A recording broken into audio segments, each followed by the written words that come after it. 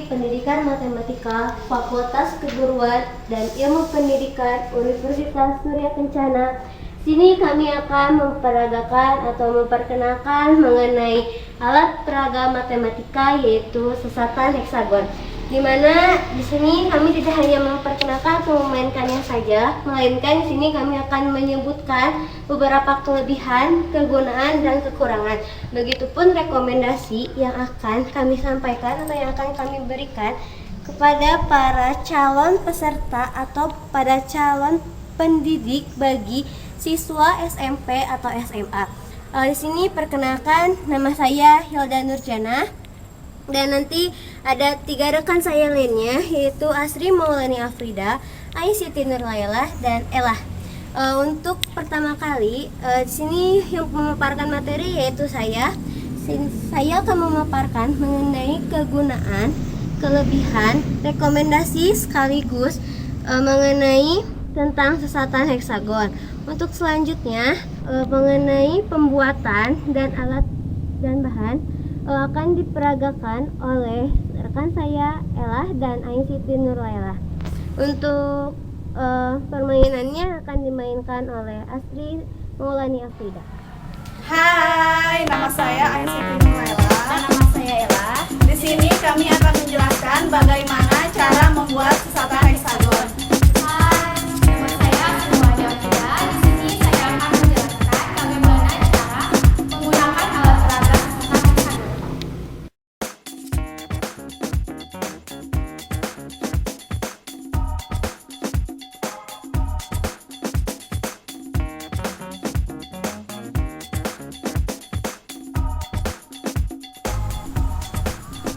Assalamualaikum warahmatullahi wabarakatuh. Di sini kami akan mengulas sedikit materi mengenai sesatan heksagon atau akan menjelaskan mengenai sesatan heksagon. Yang dimana sesatan heksagon merupakan sebuah alat percobaan atau alat peraga matematika dalam sebuah materi peluang. Di sini sesatan heksagon juga memiliki sebuah kelebihan, yang diantaranya memiliki 3 kelebihan. Yang pertama, dapat membantu siswa memahami atau memecahkan persoalan dalam peluang atau problem solving. Yang kedua, sebagai pembantu atau pemahaman si anak dalam materi peluang di dalam matematika. Yang ketiga, sesatan heksagon juga dapat digunakan sebagai eksperimen atau percobaan. Tidak hanya kegunaannya, di sesatan heksagon juga memiliki kelebihan. Yang pertama, mengajak anak untuk bermain matematika agar anak tidak merasa bosan belajar matematika di materi peluang. Yang kedua, untuk memotivasi siswa untuk menarik minat siswa agar siswa dapat menyukai pelajaran matematika. Yang ketiga, dapat membuat siswa untuk lebih paham, lebih mengerti atau lebih menguasai dalam proses pembelajaran matematika, terutama dalam materi peluang. Untuk kelompok kami merekomendasikan kepada setiap para guru atau calon guru, apabila kita akan mengajar sebuah mata pelajaran matematika, sebaiknya kita alangkah lebih baiknya dibantu dengan alat peraga. Karena apa? Karena dengan alat peraga dapat membantu anak lebih mudah paham, lebih mudah mengerti dengan materi yang telah kita sampaikan. Dengan catatannya, alat peraga yang digunakan haruslah sesuai dengan materi yang akan diajarkan oleh anak. Mungkin pemaparan materi dari kelompok kami dicukupkan sekian, dan selanjutnya akan dibahas mengenai cara pembuatan dan alat bahan untuk pembuatan sesatan heksagon oleh rekan saya. Terima kasih.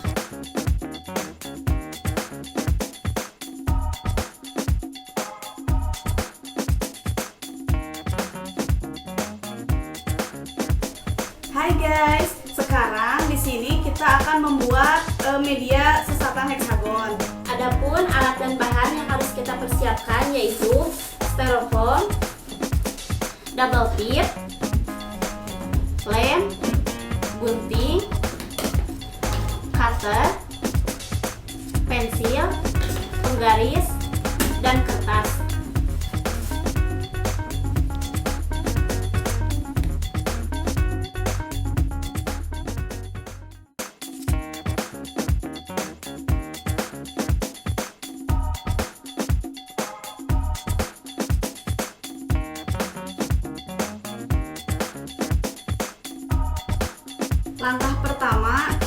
membuat pola segi 6 dengan menggunakan pensil dan penggaris.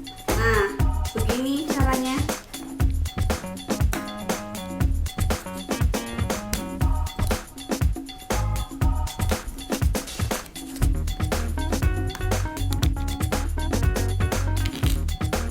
Nah, setelah jadi segi 6, lalu kita gunting segi 6 ini.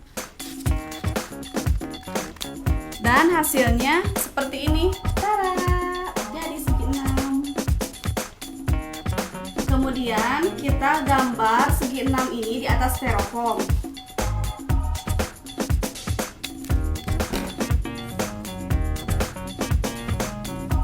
Hasilnya seperti ini. Nah, sudah terlihat segi 6 di atas styrofoam. Kemudian kita kita potong menggunakan cutter. Dan hasilnya akan menjadi seperti ini. Tada, udah jadi segi 6. Setelah kita membuat segi 6 ini sebanyak yang dibutuhkan, kemudian kita tempelkan di atas styrofoam. Nah, ini styrofoamnya. Sebelum kita menempelkan di atas styrofoam, kita menggunakan double tip terlebih dahulu.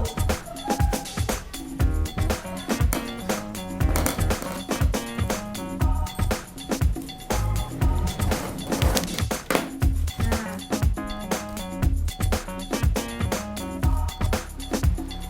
Kemudian kita tempelkan.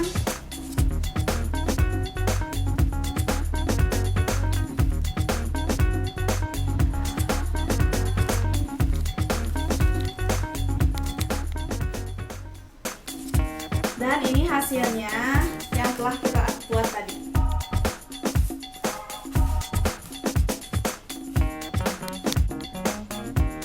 Kemudian kita membuat bentuk yang seperti ini dengan ukuran yang kecil, yang besar, yang sedang, dan yang panjang. Nah, kemudian setelah itu kita akan menempel yang sedang ini di pinggirnya.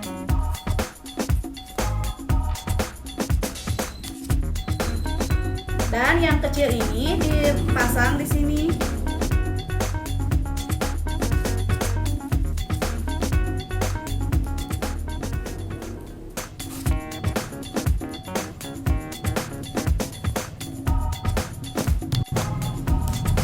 Nah, yang panjang ini di bawahnya. Setelah kita memasang semuanya, kemudian kita memberi nama dengan yang seperti ini. Dipasang di atas.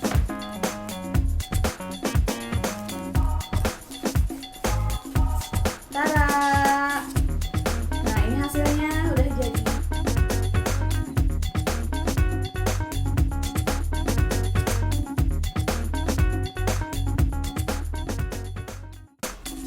Inilah hasil alat peraga yang telah kita buat tadi.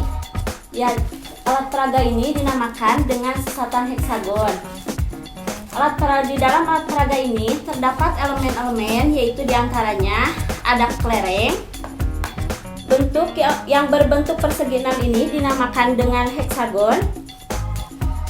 Bagian yang ini dinamakan dengan celah sesatan heksagon, dan yang terakhir yang ini dinamakan dengan sekat. Inilah hasil dari alat peraga yang telah kita buat tadi. Kemudian kita akan menjelaskan bagaimana cara memainkan alat peraga ini yang akan dijelaskan oleh rekan saya.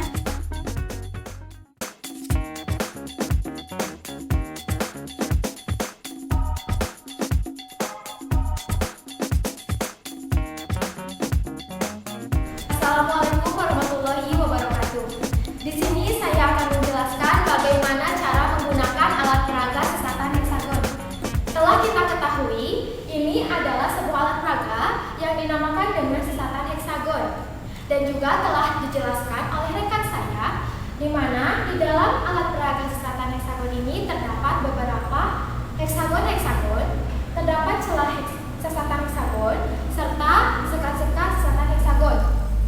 Dan juga perlu diperhatikan, kita lihat di sini bisa disebut dengan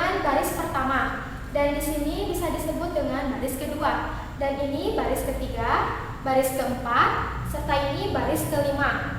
Pada baris pertama, terdapat 2 buah heksagon yang membentuk sebuah celah yang dinamakan dengan celah A1. Dan pada baris kedua, terdapat 3 buah heksagon yang membentuk 2 buah celah yang kita namakan dengan celah B1 dan celah B2. Dan pada baris ketiga, terdapat 3 buah celah yang disebut dengan celah C1, C2, dan C3.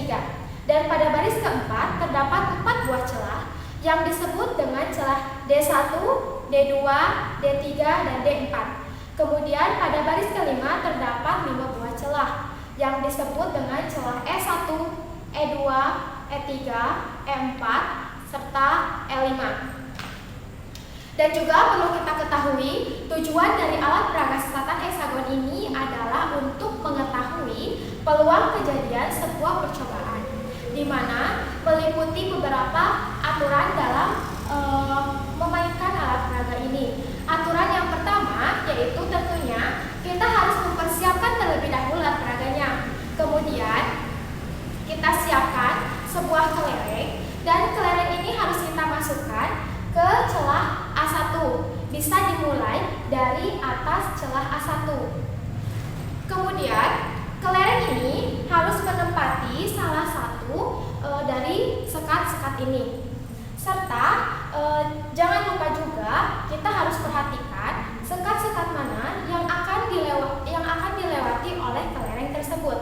Nah, dan untuk cara menggunakannya atau langkah kerjanya, langkah yang pertama, kita ambil sebuah kelereng.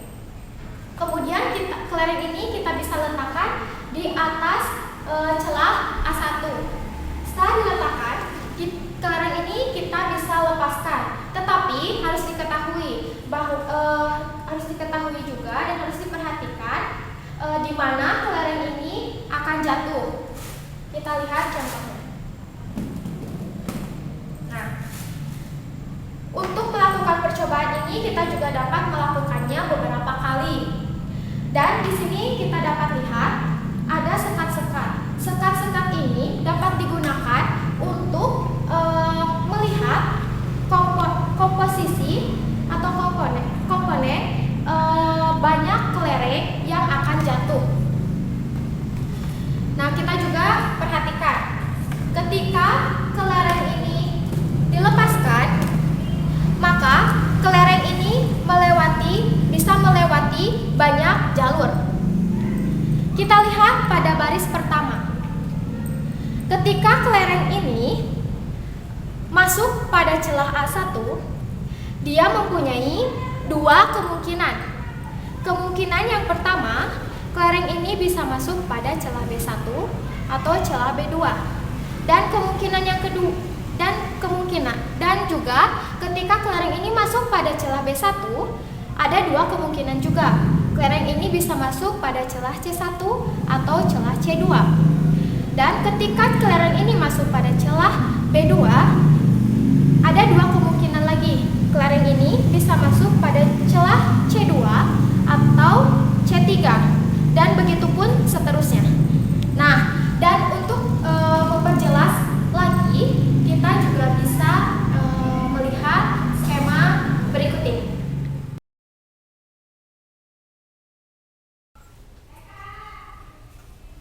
Ini adalah skemanya. Pada skema ini kita lihat pada baris pertama terdapat 1 buah lintasan. Pada baris kedua terdapat 2 buah lintasan, yaitu B1 dan B2. Dan pada baris ketiga terdapat 4 buah lintasan, yaitu C1, C2, C2, dan C3. Pada baris keempat terdapat 8 buah lintasan, yaitu D1, D2, D2, D3, D2, D3, D3, D4. Dan pada baris kelima terdapat 16 lintasan, yaitu E1, E2, E2, E3, E2, E3, E3, E4, E2, E3, E3, E4, E3, E4, E4, dan E5. Nah, kemudian untuk menghitung, misalkan kita mencari peluang sebuah kelereng yang masuk pada celah C2. Yang perlu kita ketahui atau kita ingat kembali rumus dari peluang, yaitu P sama dengan NA per NS. NA yaitu banyaknya kejadian dan NS yaitu banyaknya ruang sampel. Untuk mencari peluang kelereng yang pada celah C2, yang pertama kita lihat C2 terletak pada baris keberapa?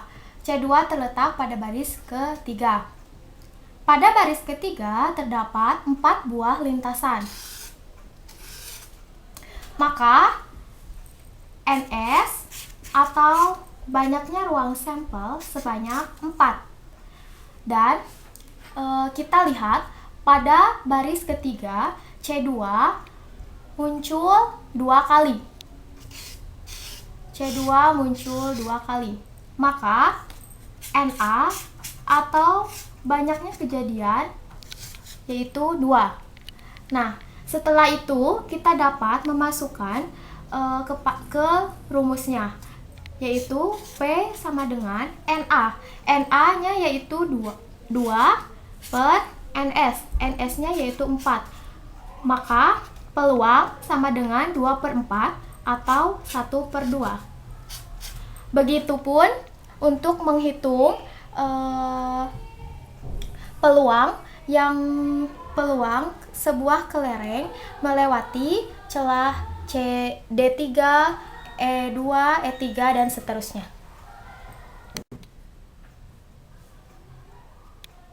Untuk mencari peluang dari celah-celah yang lainnya, caranya juga serupa, yaitu juga menggunakan rumus peluang dan caranya seperti tadi.